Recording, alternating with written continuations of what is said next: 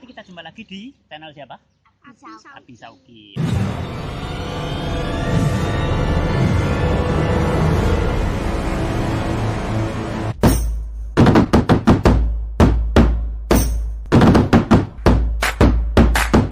Good job. Ya, kali ini kita akan mereview ya sebuah tempat sambil kita seru-seruan ya, kepo-kepoan ya, makan bakso ya. Jadi bakso ini tadi kita beli di pinggir jalan ya, seketemunya aja ya.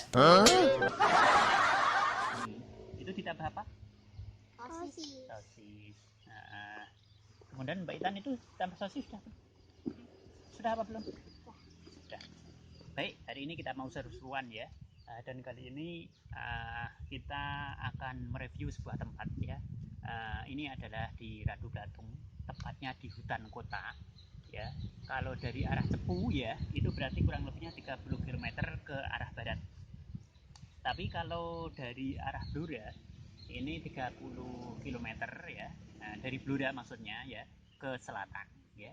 Lebih jauh lagi ya, kalau dari Purwodadi kemudian ke Wirosari ya, masih terus ke timur ya, kurang lebihnya hampir ya 50 sampai 70 km ya.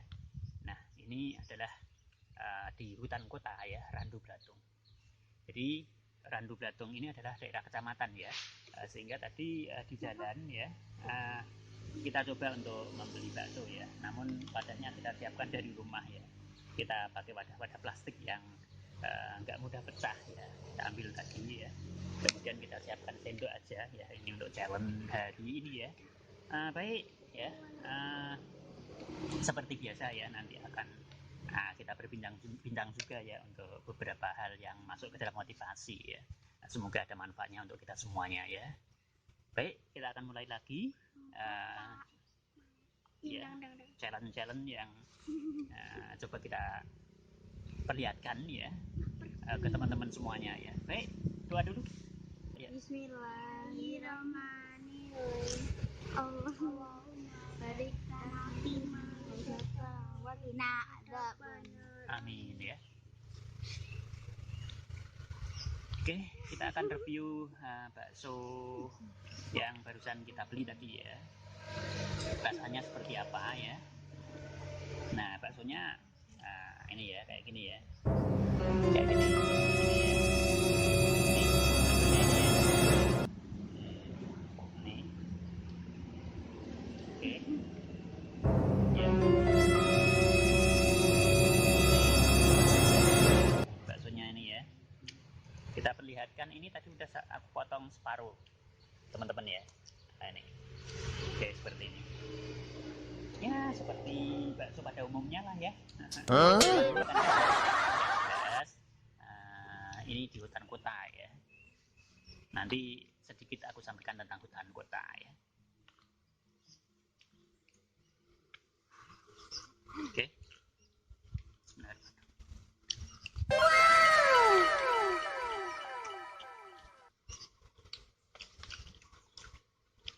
Pedes gak? Nyampaikan pedes gak?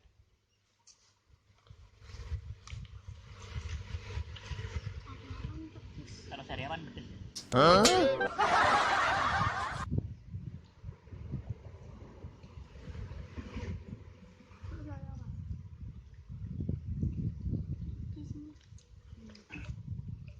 Suasananya sembilan. Kebetulan ini pagi sekitar jam 9 ya. Anginnya sepoi-sepoi. Panas mataharinya ini tidak begitu panas ya, kebetulan. Juga tidak hujan. Jadi enak sekali. Ini di pinggir jalan. Ya.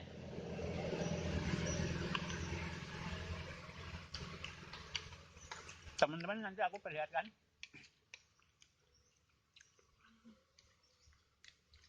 tampilan depannya di hutan kota ini.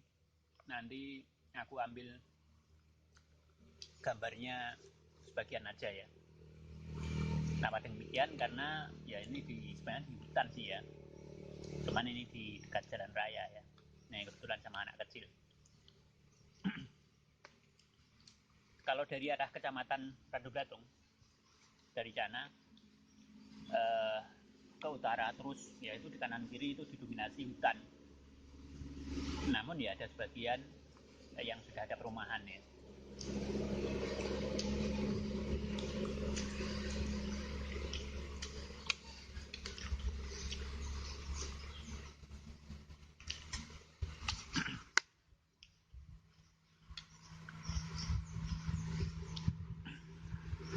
Namun kalau malam ini agak serem juga ya.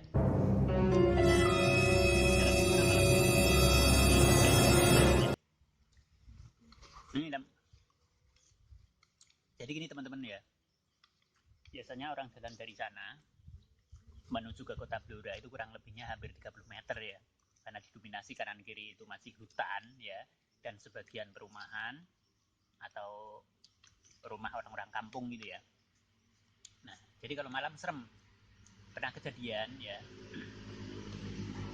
kejadiannya itu kurang lebihnya ke sana ya, berapa ya, sekitar 3 km ada orang dibuang itu ya, dibuang. Ya. Jadi terjadi pembunuhan ya, dan juga pernah terjadi perampokan juga ya.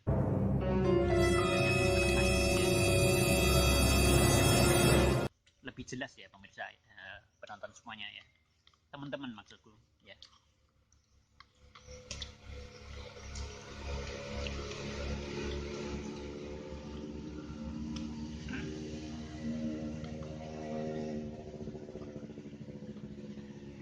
Jadi kebetulan aku punya temennya tuh cewek, teman kerja. Nah itu suaminya kerjanya di Blora, di showroom. Nah karena baliknya itu malam ya, waktu itu sekitar pukul 1 malam ya, bawa uang banyak, dirampok. Nah kita pas kesana itu dalam yang rangka bersilaturahim, nyambangi gitu istilahnya ya, tilik lah, kasihan ya.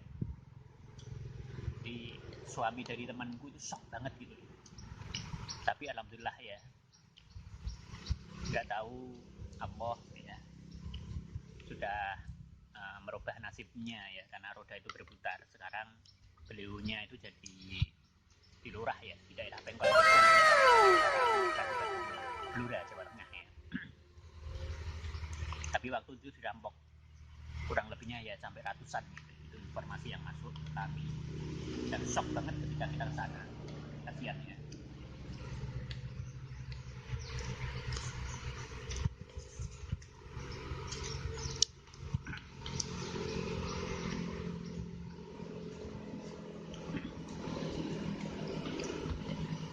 Dan yang lebih ngeri lagi sebenarnya itu di sana ya, teman-teman semua ya di sana ya, karena kita masuk ke sana ya, dulu itu pernah terjadi, maaf ya ini ya,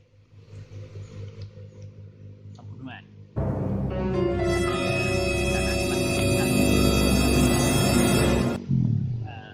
Depan jalan raya, tapi pas kesananya ya itu sepi sekali, masuk ke dalam hutan sana. Itu ada orang yang dibunuh. Ya informasinya sih cowok sama cewek, kemudian ada kelompok lain ya, seperti pengamen kayak semacam gitulah ya. Nah itu kemudian berseteru. Nah si cowok tadi yang barengan sama cewek tadi dibunuh.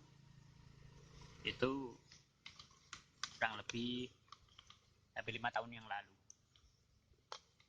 Bahkan aku ikut takziah ke sana teman-teman ya. Ke rumahnya itu sekitar Gua Sentono. Gua Sentono itu sana ya Mbak ya, daerah Keradenan. Di sana ada tempat wisata namanya Gua Sentono. Mungkin kapan-kapan bisa review ya ke sana ya. Oke teman-teman ya, berikutnya aku akan perlihatkan ya, agak lebih dekat nih ya, tapi tentunya tidak akan masuk ke hutannya ya. Ini yang tadi aku bilang ya, bilang tadi kawasan hutan kota ya. Nah, berikutnya ini yang tadi ya. Ini mulai panas ya, teman-teman semua ya. Nah, di sana itu ya, sebelah sana ya. Nah, sebelah sana itu langsung masuk ke sana terus itu ya. Itu yang dulu pernah kejadian ya, cukup mengerikan, yakni pembunuhan ya. Jadi cewek dengan cowok ya, cowoknya dibunuh oleh sekelompok orang ya, berseteru ya di dalam sana. Makanya ini aku tidak ajak anak-anak ke sana ya, berbahaya, sepi sekali ya. Nah, di situ, nah ini yang kita ambil gambarnya ini ya, bagus sekali ya. Nah, ini pagar-pagarnya, nah itu masih kelihatan ya. Karena di sini adalah di daerah yang notabene-nya masyarakatnya adalah bersinggungan ya, berdekatan dengan hutan ya, makanya mereka sebenarnya ya kurang ngeh mungkin ya, yang namanya hutan kota ya. Maka mungkin kecenderungan mereka itu pergi ke mall ya, seperti itu ya, pergi ke kota ya, ke kota yang lebih gede tentunya ya, sehingga kawasan ini kurang diminati waktu itu ya mungkin ya, atau mungkin bisa karena pengelolaan yang kurang juga bisa ya. Ini di sana ada macam panggung ya. Nah, jadi dulu rame di sini ya. Kita lihat ini seperti tanah lapang ya. Ini sisa-sisa yang dulu dipakai untuk taman ya. Tentunya kalau seperti ini kan ada tiangnya dan lampunya ya. Nah,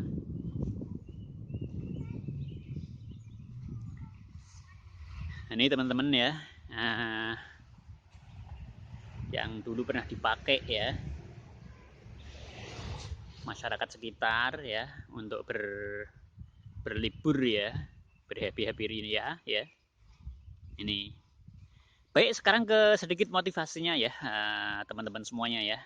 Jadi hidup bahagia dengan nyaman itu berbeda ya teman-teman semuanya ya.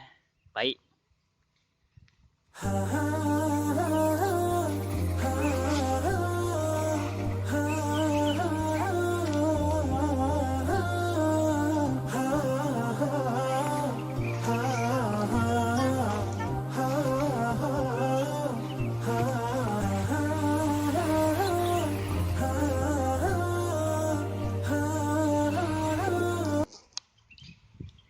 Baik, oke.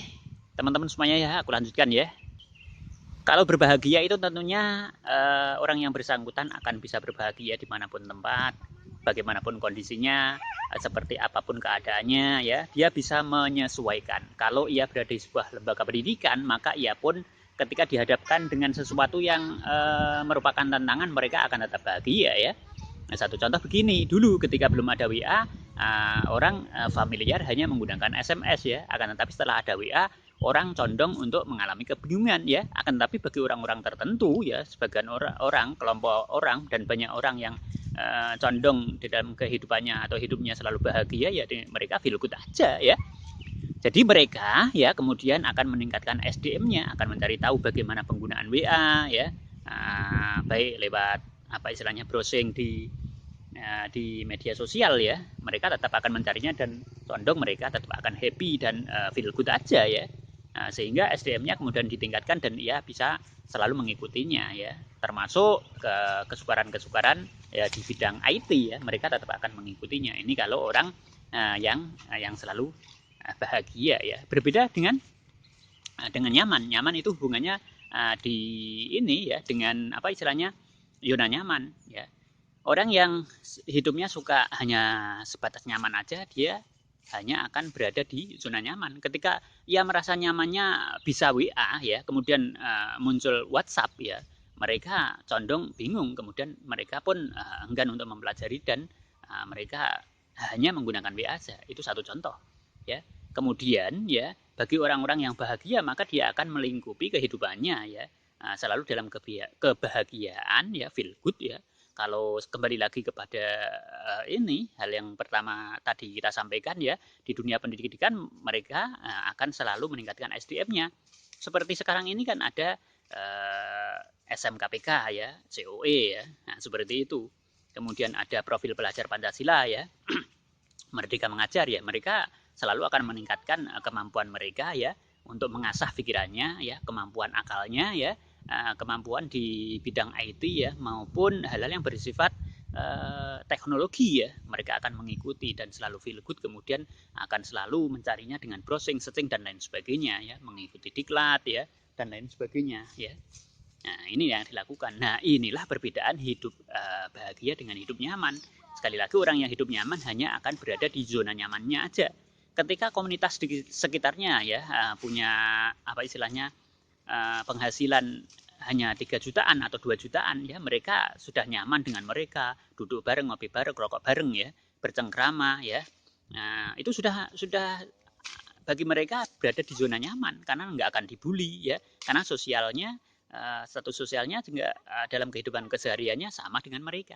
Akan tetapi bagi orang-orang tertentu ya yang merasa penghasilan 2 juta, 3 juta itu belum berada di zona nyaman, ya, dia akan selalu meningkatkan SDM-nya dengan cara belajar, mencari cook ya, mencari apa istilahnya orang-orang yang bisa membimbing di dalam bisnisnya ya. Sehingga mereka berkumpul ya dengan para leader ya, sehingga mereka pun akan selalu belajar meningkatkan penghasilannya di dalam 1 bulan. Bisa jadi mereka akan selalu mengejar 10 hingga 100 juta per bulan. Nah, inilah perbedaannya ya pemirsa. Oleh karena itu mari kita berusaha bersama ya, ambil sisi positifnya dan tinggalkan sisi negatifnya. Oke pemirsa semuanya ya, demikian sharingnya ya. Jangan lupa like, komen ya. Sekali lagi coba tulis di kolom komentar ya, review apalagi yang, dan sampai jumpa lagi ya. Bye-bye. Assalamualaikum. Dadah. Assalamualaikum. Ya, dadah. Dadah. Assalamualaikum.